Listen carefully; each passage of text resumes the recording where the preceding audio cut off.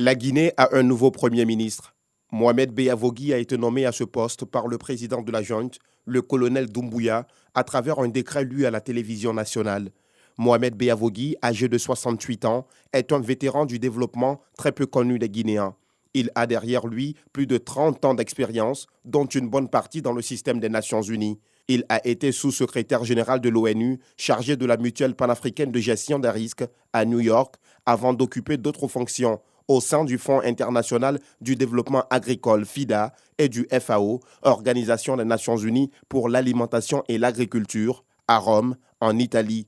Né le 15 août 1953 à Poré-Dakar, dans le centre de la Guinée, Mohamed Beyavogui est marié et père de 4 enfants.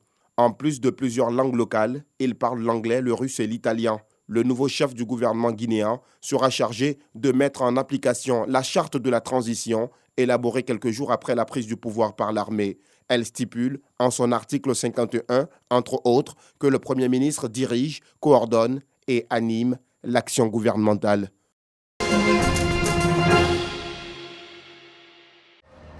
Boaké, chef-lieu de la région de Gbeke. Brou, un retraité se renseigne sur le numéro de bus qui mène à son domicile.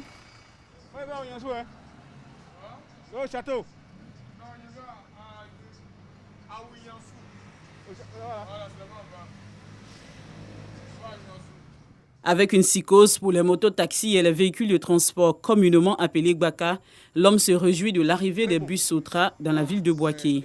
C'est facile à rentrer à la maison. Avec les Gbaka, il y a trop de contraintes. Avec le bus, vraiment c'est super.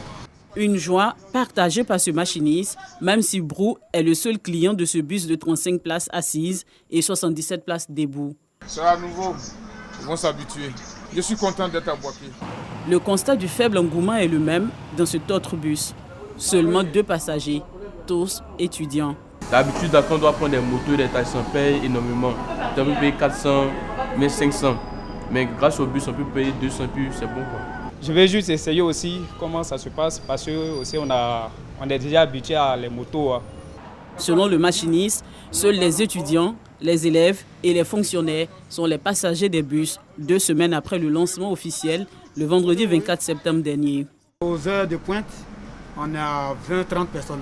Comme c'est le début, les populations sont un peu hésitantes d'abord. Elles ne savent pas comment on emprunte le bus même d'abord. Il y a d'autres qui nous demandent par rapport au prix, si c'est 1000 francs, c'est 500, donc on leur dit que c'est 200. Voilà. Donc on les explique au fur et à mesure, quoi.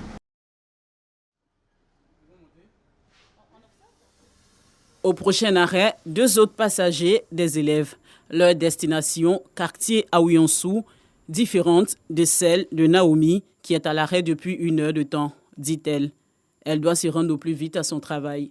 C'est un peu difficile d'attendre le bus à l'arrêt, aller au travail. Donc, je vais prendre le taxi pour partir. La longue attente pourrait être un facteur de la faible affluence dans les bus de la Sotra pour beaucoup de Boakois, mais pas que. La ville est inondée par les motos. Pour certains fonctionnaires comme Adjata Yeo, institutrice, avoir une moto rend plus mobile et autonome. On roule avec prudence et on se protège, surtout le port des casques, les rétroviseurs, pour pouvoir voir celui qui arrive derrière s'il n'est pas un peu en déphasage avec nous. Je ne peux pas prendre un bus actuellement. Parce que le bus, je dois m'arrêter à l'arrêt. Il y a des horaires, alors que je dois venir au boulot.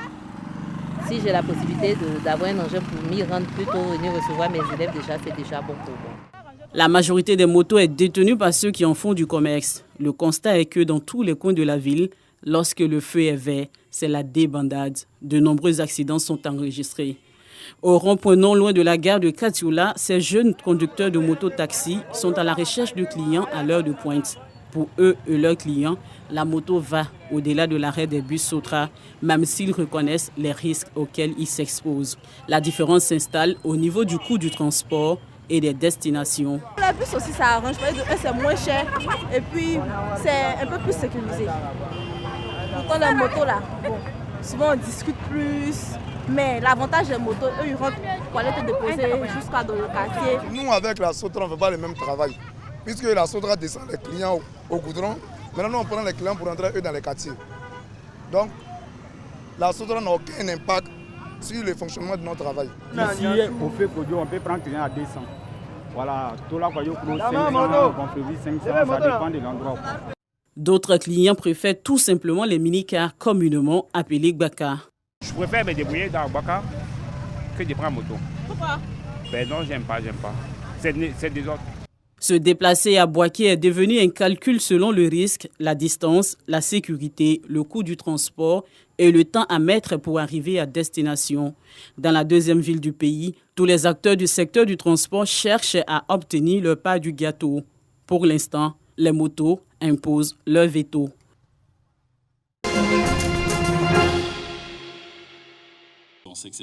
La 20e conférence de l'Observatoire international de la démocratie participative, OIDP, va se tenir du 20 au 22 octobre prochain à Abidjan, dans la commune de Cocody. Le thème retenu cette année, Ville, territoire durable et démocratie participative. L'Observatoire international est une organisation mise en place pour pouvoir agir comme centre de référence dans le monde, pour créer des synergies entre les différentes villes, pour produire et améliorer les conditions des communes, donc des administrés, d'échanger les expériences entre les différentes villes et d'aider à formuler des recommandations politiques pour le développement des communes, des villes. Cette 20e conférence, qui sera comporter les différents éléments qui sont le développement économique local, l'environnement et la participation citoyenne, le droit à la ville, la gouvernance et la démocratie participative permettant de toucher à plusieurs sous-thèmes. L'édition Cocody 2021 vise à favoriser les échanges et inclut des interactions, des espaces de rencontres B2B, des activités de réseautage. L'Observatoire international de la démocratie participative, créé en 2001, représente un réseau de 1000 villes, entités, organisations et centres de recherche à travers le monde.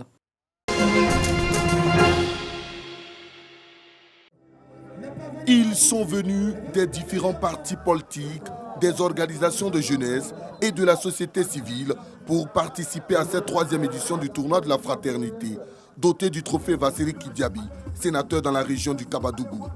Après le coup d'envoi, 21 équipes reparties en 5 poules s'affrontent sur les différents terrains de Maracana du campus de Cocody, légèrement arrosés par la pluie.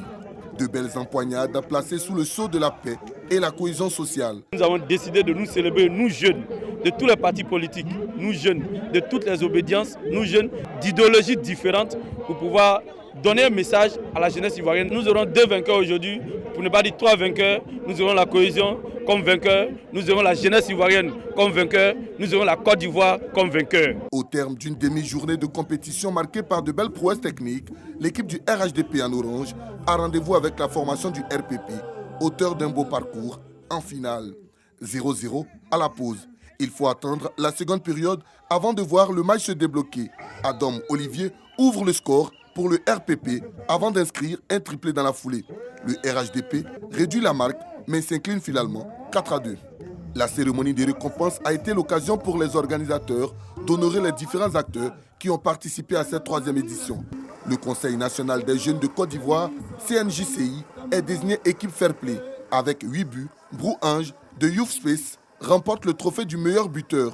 La JRHDP, finaliste malheureux, reçoit des lots de consolation avant que Médéric Lago, capitaine du Rassemblement pour la paix, RPP, ne reçoive le trophée du vainqueur des mains de Vassili Kidiaby, plus jeune sénateur de Côte d'Ivoire, plus une enveloppe de 150 000 francs CFA. C'est ensemble que nous allons ramener la paix dans notre joli pays, la Côte d'Ivoire. On peut dire, sans se tromper, que celui qui a gagné, c'est la jeunesse de la Côte d'Ivoire. Rendez-vous est pris l'année prochaine pour la 4e édition de cette compétition, destinée à renforcer la cohésion sociale et la paix entre les jeunes.